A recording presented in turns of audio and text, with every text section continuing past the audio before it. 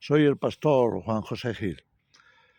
Me interesa que entendamos un poquito mejor, si cabe, a la bestia y todo lo que tiene que ver con las señales o las marcas que nos indican exactamente quién será por aquello que haga y por aquello que es. La bestia, si nos atenemos a Apocalipsis 13, nos damos cuenta de que es un sistema principalmente, no es solo una persona. Por supuesto, todo sistema acaba siendo encabezado por alguien que se identifica con el sistema y alguien que toma de alguna manera los propósitos del sistema para llevarlos a cabo. Así que esto hace que a veces resulte confuso quién es la bestia. Y algunos dicen, es un sistema, y llevan razón. Otros dicen, es un individuo, y también llevan razón.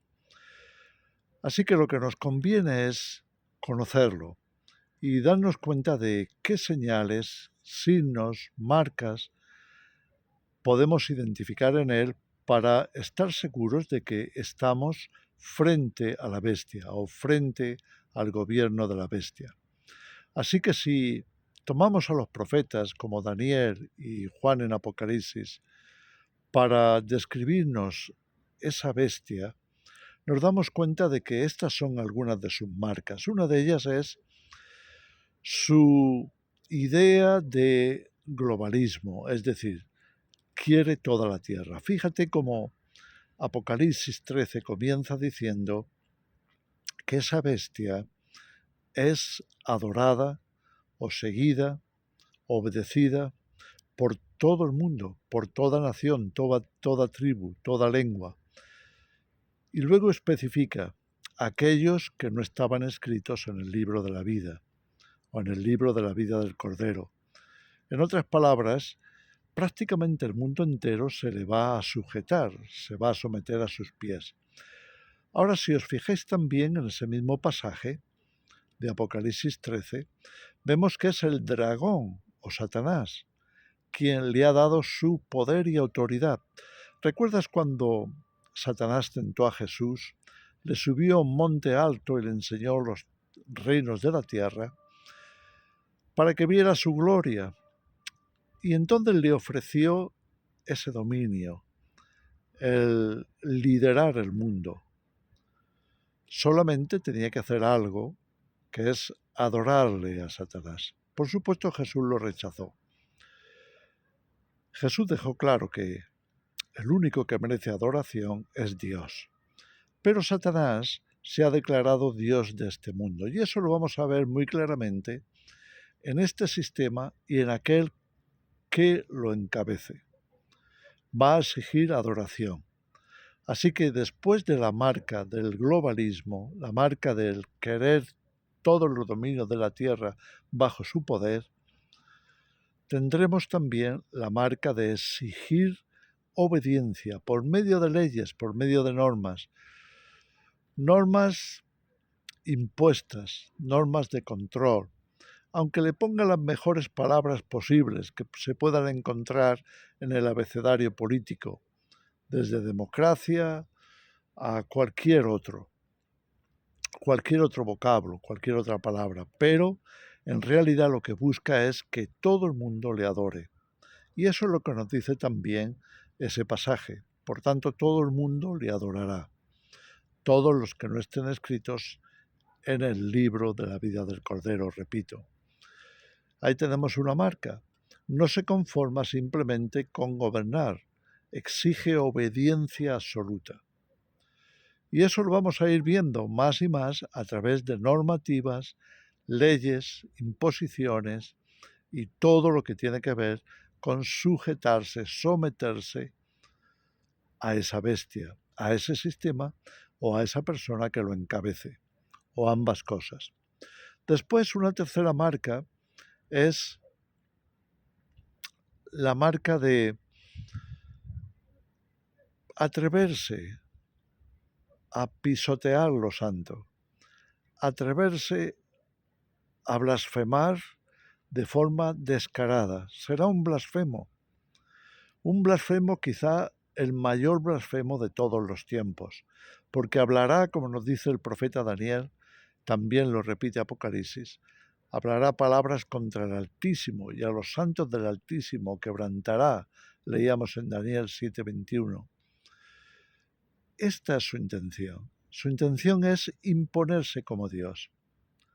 Su blasfemia va a llegar a los cielos, su blasfemia va a suponer que solamente Él tiene derecho a llamarse Dios.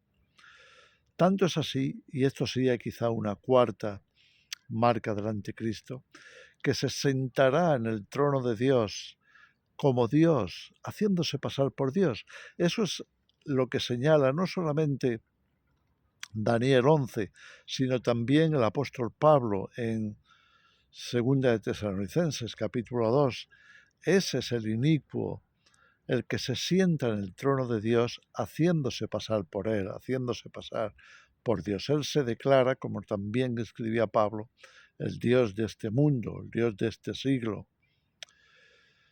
Así que ahí vemos cómo el orgullo, la soberbia de la bestia, la soberbia, llámale anticristo, llámale como sea, pero su soberbia va a ser tal que va a imponerse como si él fuera el dueño y señor, el único señor sobre la tierra. Así que va a no solamente blasfemar, sino que se va a sentar en el templo de Dios, va a ocupar una posición de dominio global, no solo sobre los políticos o la política, no solo sobre las naciones, sino prácticamente sobre todo individuo. Y entonces nos vamos a la segunda bestia, que es algo así como la segunda parte de él o su compañero de viaje. Y esta segunda bestia, que hace todo en presencia de la primera bestia, lo que hace es llevar a cabo los mismos propósitos, por tanto se identifican el uno con el otro. Quedan registrados en Apocalipsis como la bestia y el falso profeta, como se les menciona. Entonces, este falso profeta que encarna el propósito de la bestia, nos da también señales muy claras de cuál es ese propósito. Así que aquí encontramos una quinta, diría yo, señal o signo de cómo es la bestia y cómo la podemos identificar. Es que hace imagen suya, como hizo Nabucodonosor, lo vemos ahí en su libro, ahí en el capítulo 3 del libro de Daniel. Erigen una imagen parlante, como que tiene vida, y que hace que todo el mundo le adore de forma clara, de forma visible. ¿Y cómo lo va a lograr? Eso yo lo pondría como una sexta señal del anticristo, por medio del control. Así que la bestia es un sistema de control. Es un sistema que no solamente quiere gobernar las naciones, quiere gobernar sobre el ser humano, quiere gobernar sobre el alma del ser humano. Y por eso entendemos la marca de la bestia, es decir, hará que a todos, pequeños y grandes, recuerda que así es como acaba Apocalipsis 13, ricos y pobres, libres y esclavos, no quiere que nadie se le escape, hará que todos los seres humanos sean marcados con su marca. Esa es la marca de posesión, es la marca de pertenencia, es la marca de adoración. Querrá que todos lleven esa marca impresa en su alma, impresa en su cerebro, impresa en sus miembros, impresa en todo su ser. Es muy posible que incluso se disponga y lo logre, que es transformar el ADN humano en una mezcla, en una hibridez entre ser humano y ser satanizado ser satánico, por medio de esa marca. De otra forma no tendría sentido la condenación que en el siguiente capítulo 14 de Apocalipsis, nos va a dar como advertencia para todo aquel que se ponga la marca de la bestia. Será algo así como la cumbre de su poderío, el que todo el mundo sea marcado y lleve su marca. En otras palabras, todas las señales, todas las marcas de la bestia pasarán a ser también la de cada individuo, cada ser humano.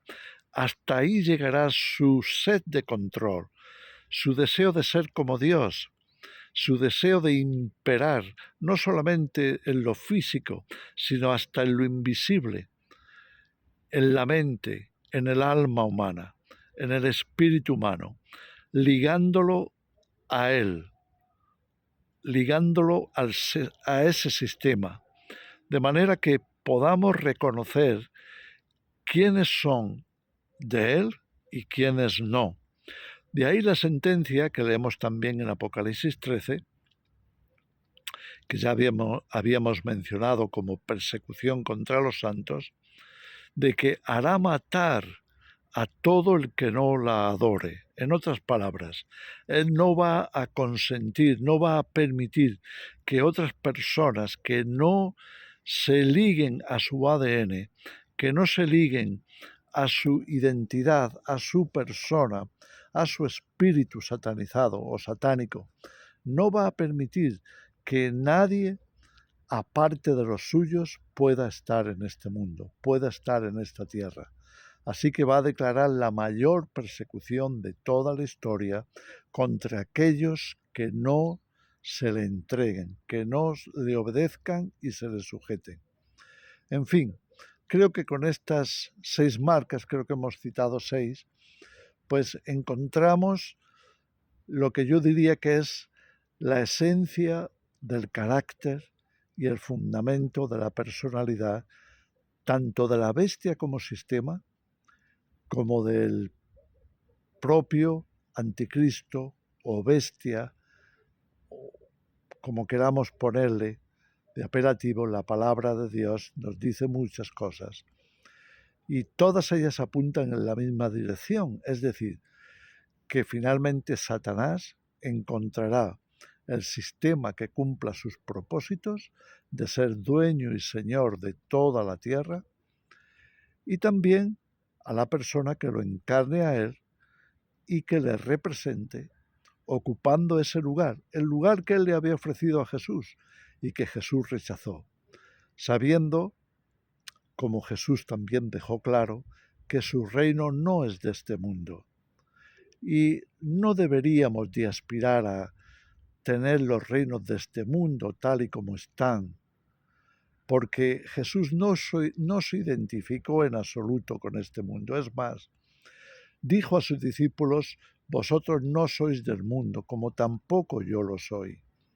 Y esto es lo que nos va a diferenciar en estos últimos días, que mientras la bestia con su sistema y todo su control se apodera, se adueña de las naciones, se adueña del mundo, nosotros aspiraremos a estar en todo lo contrario, en lo máximo de libertad y la comunión íntima del Espíritu con nuestro Señor Jesucristo.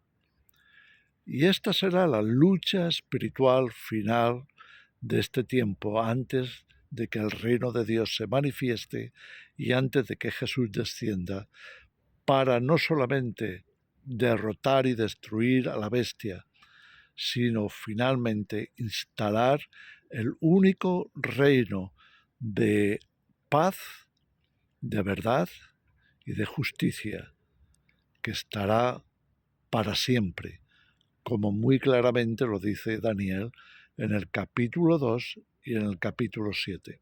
Los reinos de este mundo vendrán a ser de nuestro Señor, nos dice también el mismo Apocalipsis. Que el Señor os bendiga.